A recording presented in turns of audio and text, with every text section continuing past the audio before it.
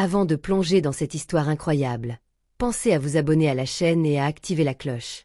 Ici, chaque récit a quelque chose à dire, et vous ne voudrez pas en manquer un seul. Dans la petite ville côtière de Harborview, le jour s'éteignait doucement, laissant place à une lumière dorée et chaleureuse qui caressait les façades des maisons en bois et les quais. Les habitants, à la fois familiers et tranquilles, profitaient des derniers instants de la journée pour se promener sur la promenade qui surplombait l'océan Atlantique. Le vent marin soufflait avec une douceur rassurante, mêlant l'odeur salée des vagues au parfum sucré des pâtisseries locales. Les éclats de rire d'enfants jouant sur la plage se mêlaient aux cris lointains des mouettes. C'était un endroit où les vies s'entremêlaient sans heurts, où les secrets se mêlaient aux rumeurs dans un murmure à peine perceptible. Chacun connaissait l'autre, et pourtant, derrière cette façade de simplicité, les tensions et les différences sociales restaient bien présentes, enfouies sous la surface calme. Sur cette promenade paisible, une silhouette attirait l'attention. James Carlisle avançait d'un pas assuré, enveloppé dans un manteau long de laine sombre qui flottait légèrement derrière lui. Son costume parfaitement taillé épousait ses épaules larges, chaque détail reflétait une richesse indiscutable. À 42 ans, James était une figure incontournable de Harborview, connu pour son empire immobilier qui s'étendait de la côte jusqu'aux quartiers les plus huppés de la ville. James dégageait cette aura unique, une présence froide et implacable, née du pouvoir et de l'argent. Son regard perçant balayait l'horizon, mais aussi les gens qu'il croisait, avec une sorte d'indifférence mêlée à une assurance tranquille. Pour beaucoup, il représentait l'élite locale, celle qu'on admire autant qu'on redoute. À ses côtés, dans un fauteuil roulant électrique, se trouvait Ethan Miller, un homme dans la trentaine au visage marqué par les épreuves mais illuminé d'une force intérieure remarquable. Paraplégique depuis un accident de voiture 3 ans plus tôt, Ethan avait transformé sa douleur en force créatrice, devenant un écrivain à succès. Son dernier livre, acclamé par la critique, racontait son combat contre l'adversité et sa quête de vérité. Ce soir, Ethan roulait lentement, son regard doux scrutant la mer en face, comme pour y chercher des réponses que les mots ne pouvaient donner. Contrairement à James, il portait des vêtements simples, un jean usé et une veste légère. Sa fragilité physique contrastait avec sa présence calme et authentique, qui inspirait respect et compassion. James et Ethan ne se croisaient pas par hasard. Ils s'étaient rencontrés lors d'un gala caritatif 6 mois plus tôt, où James avait fait un don impressionnant pour soutenir la publication du nouveau livre d'Ethan. Depuis, leur relation mêlait affaires et apparence, mais aussi des non-dits, des attentes et une complicité ambivalente. Tandis que James discutait d'affaires, son ton était dur, tranchant, comme une lame invisible. Ethan tentait de calmer la situation. Sa voix douce portait un mélange de sagesse et de fatigue. Sous cette politesse apparente, Tango, un chien errant non loin de là, percevait tout autrement. Dans une ruelle sombre, entre 2 vieilles boutiques fermées, vivait Tango, un labrador noir aux yeux profonds et intelligents. Depuis la mort de son maître, un vétéran solitaire, Tango avait appris à survivre dans la ville, arpentant les rues avec prudence mais aussi avec une loyauté et une dignité rares. Ce soir, attiré par les odeurs de poissons et les murmures lointains, il s'était approché de la promenade. Quand son regard rencontra celui de James et Ethan, une alerte instinctive traversa son corps. Il ressentit cette tension invisible, ce danger imminent que les humains semblaient ignorer. James parlait d'une voix sèche, imposant sa volonté. Ethan, lui, résistait, tentait de raisonner, de contenir la tempête qui grondait sous leurs mots. Tango, immobile, scrutait la scène, sentant le poids des non-dits, la peur et la colère prêtes à exploser. La soirée à Harborview baignait dans un calme trompeur, comme si le temps lui-même retenait son souffle.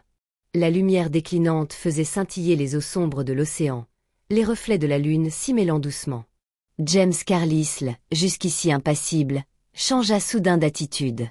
Sans avertissement, il saisit brutalement les accoudoirs du fauteuil roulant d'Ethan.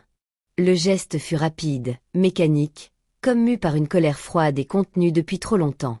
Les doigts de James se refermèrent avec une force qui surprit même Ethan, dont le regard s'agrandit d'effroi. « James, arrête !»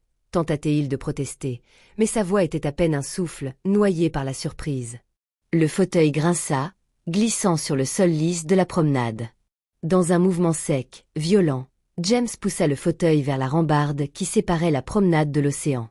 Ethan hurla, un cri déchirant et désespéré, résonnant contre les murs de la ville. Son corps, prisonnier de son fauteuil, bascula en arrière avec une lenteur terrible, comme ralenti par un poids invisible. Le bruit du choc fut sourd mais terrible, le fauteuil heurta la rambarde, puis bascula dans le vide, emportant Ethan dans une chute impitoyable vers l'eau glacée.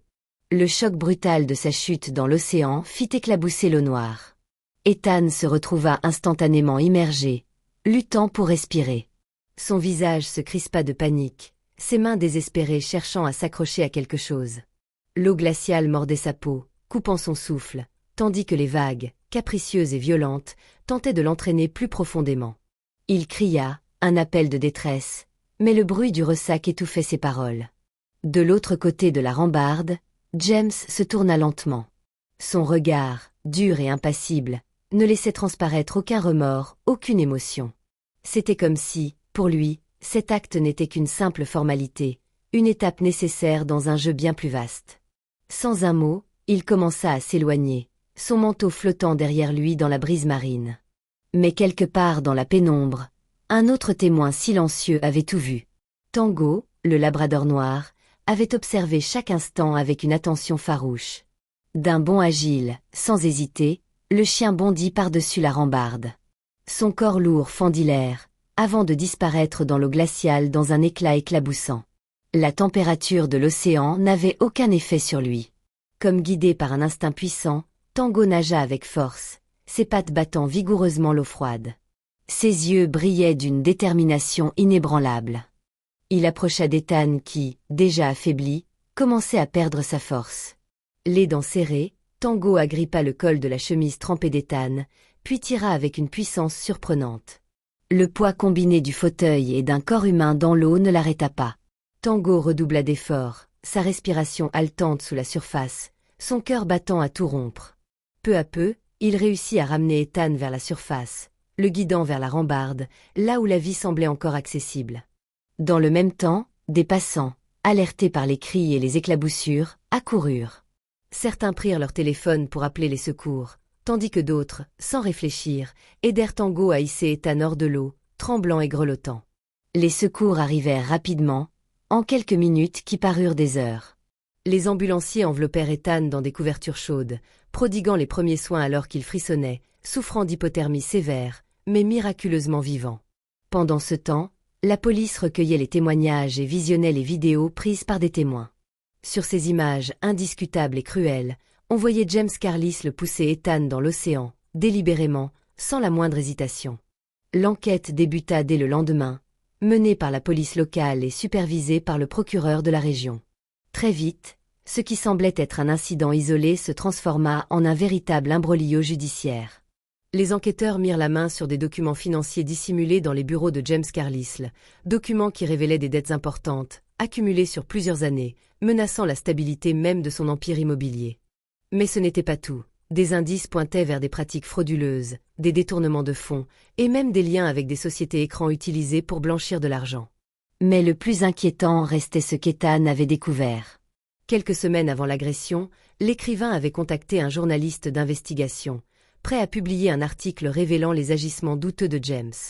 Il n'était pas seulement un homme d'affaires, expliqua Ethan dans une interview depuis son lit d'hôpital. Il était prêt à tout pour protéger son empire, même à détruire la vie d'un homme handicapé. Face à ces révélations, James Carlisle fut rapidement arrêté, inculpé pour tentative de meurtre, ainsi que pour plusieurs chefs d'accusation liés à la fraude et à la corruption. Son arrogance disparut, remplacée par une mine soucieuse alors qu'il faisait face à l'audience. La presse locale suivit l'affaire de près, et la ville de Harborview se trouva divisée. Certains habitants, longtemps impressionnés par la fortune et la stature de James, furent choqués de découvrir un homme prêt à tout pour masquer ses erreurs, tandis que d'autres saluèrent le courage d'Ethan et la loyauté indéfectible de Tango. Car Tango, devenu une figure emblématique, reçut les honneurs de la ville. Une cérémonie officielle fut organisée sur la promenade, non loin de l'endroit où le drame s'était déroulé. Le maire de Harborview prit la parole devant une foule émue. Ce chien nous rappelle que le courage et la fidélité n'ont pas besoin de mots. Tango a sauvé une vie humaine, et pour cela, il mérite notre reconnaissance éternelle.